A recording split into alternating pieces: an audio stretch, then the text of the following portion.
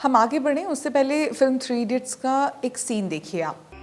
हम दुखी थे, लेकिन हमसे ज्यादा दुखी दो और लोग थे। लेकिन दिल्ली चुनाव में आम आदमी पार्टी की हार और बीजेपी की जीत के बाद केवल दो ही नहीं बल्कि दर्जनों के दुख खत्म ही नहीं हो रहे हैं। अब देखिए, बुरा तो लगेगा ही। जिन लोगों ने आपके लिए पूरी फील्डिंग की, दिन रात दौड़ लगाई, अगर उनकी टीम बिना ट्रॉफी लिए लौटेगी तो बुरा लगना स्वाभाविक है। ठीक यही हुआ दिल्ली में आम आदमी पार्टी की जीत के लिए टेबल तैयार कर रहे कुछ लोगों के साथ। दोस्त के साथ बुरा होगा तो दर्द दोस्तों को ही लगेगा ना। ये हम नहीं कह रहे भाई, खुद देखिए उस पर। लेकिन अभी पहले विजेता की बात सुन लेते हैं जी।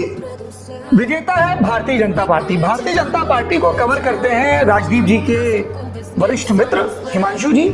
हिमांशु जी बताने आप इस तरह से प्रोग्राम कर रहे हैं जैसे मैं कोई अरविंद केजरीवाल या राहुल गांधी का नजदीकी हूँ और हिमांशु जी जो है वो अमित शाह, परवेश वर्मा और नरेंद्र मोदी जी के करीबी है। सर हम केवल पत्रकार हैं। सर इतना सच नहीं बोलना होता है ऑन कैमरा। खैर, दिल्ली की सत्ता से आम आदमी पार्टी के हट जाने की ये पीड़ा और ये दर्द इस कदर जारी है कि देश विदेश में बड़ी बड़ी घटनाएं हो रही हैं। बावजूद इसके चर्चा इस बात पर हो रही है कि आम आदमी पार्टी कैसे हारी, कौन विभीषण बन गया जिसके कारण केजरीवाल और उनकी पार्टी की ऐसी दुर्गति हो गई। वैसे इसमें सबसे पहले बात उनकी कर लेते हैं जो आधे अधूरे मन से भाजपा वालों से उनकी जीत पर मिठाई मांग रहे थे। चलिए, आप लोग थोड़ा इस दुख को पचाने की क्षमता बढ़ाइए अपनी। काफी टफ दिन है आप लोगों के लिए। I can see it. And Arvind Kejriwal losing your last hope it must be quite a painful thing. तो थोड़ी हिम्मत दिखाइए, होता है ऐसा सब चीजें। हिम्मत मत हारिए। आप लोग 22-23 साल से लगे हुए हैं, कोशिश में लगे रहिए। राजदीप सरदेसाई, जी हाँ, वही जो अपनी एजेंडावादी पत्रकारिता की वजह से अक्सर चर्चा में रहते हैं। कई बार अपनी इसी पत्रकारिता के कारण उन्हें शर्मिंदगी भी झेलनी पड़ती है, फिर भी वो अपनी हरकतों से बाज नहीं आते। अब देखिए ना, अभी जिस दिल्ली में नई सरकार नहीं बनी है, सीएम कौन होगा, मंत्रिमंडल कैसा होगा, उससे पहले ही सरकार के कामों को लेकर चर्चा शुरू हो गई है। अब मैं समझता हूँ सरकार के पास, मोदी जी के पास और भाजपा के पास एक बहुत अच्छा मौका है कि आप यमुना साफ कर दीजिए, दिखाइए दिल्ली वालों की कि यमुना साफ हो सकती है। आप देखिए, अब आप किसी और को ब्लेम नहीं कर सकते। अगर अगली बार वाटर लॉगिंग दिल्ली में हुआ और दिल्ली सरकार का, हरियाणा ने पानी रिलीज किया अपने बराज से, वो नहीं चलेगा, वहां भी बीजेपी की सरकार, वहां यहाँ भी।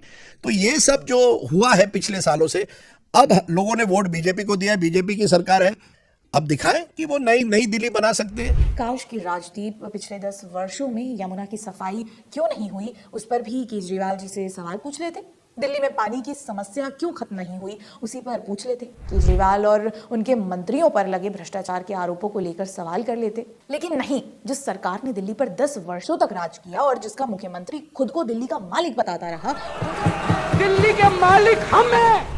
उनसे सवाल ना पूछने वाले राजदीप सरदेसाई उस सरकार की कर्मठता और क्षमता को लेकर शंका व्यक्त कर रहे हैं जो अभी बनी भी नहीं है। आज राजदीप जी कह रहे हैं कि बीजेपी के पास अच्छा मौका है, दिल्ली वालों को दिखा दीजिए यमुना साफ करके। अभी कोई कह रहा था यमुना साफ नहीं की, मैंने 2025 तक का टाइम मांगा है, 25 तक ना करूं तो मेरे को वोट मत देना। इसी तरह से 5 साल का टाइम चाहिए, 5 साल के लिए। हम लोग 5 साल में ना करें, अगली बार वोट मत देना। हम ये प्ले करेंगे 2024 में कि 2025 में कि अरविंद केजरीवाल ने गोवा में कहा है कि if I don't clean up the Yamuna. Goa में नहीं कहा, मैंने 10 बार दिल्ली में भी कहा है। आप मेरी दिल्ली की बातें नहीं सुनते। मैंने 10 बार दिल्ली में बोला है कि अगर मैं 2025 तक यमुना साफ मत करूं, अगली बार मेरे को वोट मत देना। पर अरविंद, आपने 2015 में भी बोला था। नहीं बोला था, यमुना के लिए नहीं बोला था। चलिए, ओह, बताइए, आपकी सहयोगी और शिष्या प्रीति जी तो बड़े आराम से केजरीवाल जी की बात को मान भी लेती है। वैसे इसी के साथ एक और मोहतरमा की बात कर लेते हैं जिनके लिए दिल्ली शहर महबूब है। समझ ही गए होंगे, जिन्हें अपने अलावा सारे पत्रकार चापलूस और दरबारी लगते हैं। चलिए, ऐसा भी क्या है जो इतना सस्पेंस बनाए रखना है। हम यहाँ बात कर रहे हैं आरफा खानम शेरवानी की, जो अपने महबूब शहर दिल्ली को छोड़कर विदेश में बैठकर दिल्ली में केजरीवाल एंड पार्टी की राजनीति पर चर्चा कर रहे हैं। मैं उन पत्रकारों में से नहीं हूँ जो एक चुनाव में किसी को राइट ऑफ कर देते हैं कि इनकी जमीन हमेशा के लिए खत्म हो गई है। एक पार्टी जो 12 साल से सत्ता में थी, एक तरह की थकान, एक तरह की फटीग तो मिलती है, लेकिन इसके अलावा मैं एक हमदर्दाना तरीके से भी आम आदमी पार्टी के बारे में बात करना चाहती हूँ आपसे। ये तो कुछ भी नहीं, दूर देश में बैठकर आरफा मैडम कभी आम आदमी पार्टी के नेता रह चुके आशुतोष से इस बातचीत में 10 सालों की दुर्गति पर नहीं बल्कि लोगों का ध्यान इस तरफ खींचना चाह रही है कि दिल्ली में भाजपा कैसे काम करेगी। का देश की राजधानी पर अब अधिकार हो गया उनका। 27 साल बाद उनकी ऐसी वापसी हो गई है कि वो भाजपा नहीं है जो 27 साल पहले थी। ये एक तरह का एक सिविक इलेक्शन जैसा लगता है कि ये म्यूनिसिपैलिटी का इलेक्शन है, लेकिन राजधानी है। मैं यहाँ बैठकर अमेरिका में देखती हूँ कि कैसे जो राजधानी दिल्ली है उस पर जाहिर है पूरी दुनिया की निगाहें रहती है, क्योंकि राजधानी में ही सारे पत्रकार बैठते हैं, सारे नेता हैं, इंडस्ट्री है, तमाम तरह की चीजें।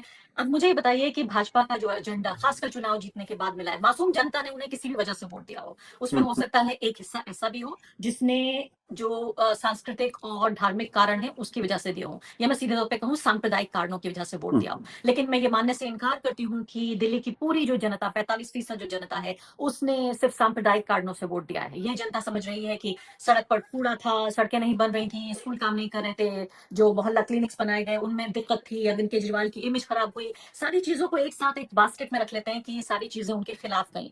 अब ये जो बीजेपी है, ये जो सरकार बनेगी, इसको आप किस तरह से काम करते हुए देख रहे हैं? अरे भाई आरफा दीदी, अभी तो ना ही मंत्रिमंडल बनी है और ना ही नई सरकार ने शपथ लिया है, ना ही मुख्यमंत्री का नाम सामने आया है, तो थोड़ा तो धीरज रखिए। एक और पत्रकार हैं संकेत उपाध्याय, उन्होंने दिल्ली के पूर्व लेफ्टिनेंट गवर्नर नजीब जंग का इंटरव्यू लिया। नहीं, जंग केजरीवाल द्वारा सरकारी नियमों और उनके नक्सल आचरण को लेकर 20 मिनट बोले होंगे, लेकिन इंटरव्यू के अंत में उन्होंने संकेत उपाध्याय के साथ ये कहते हुए शंका जता दी कि भाजपा ने जो वादे किए हैं वो पूरा नहीं कर सकेगी। यमुना साफ नहीं होगी क्योंकि इंडस्ट्रियल यूनिट से निकलने वाला वेस्ट, आप खुद ही देख लीजिए कि उन्होंने क्या कहा।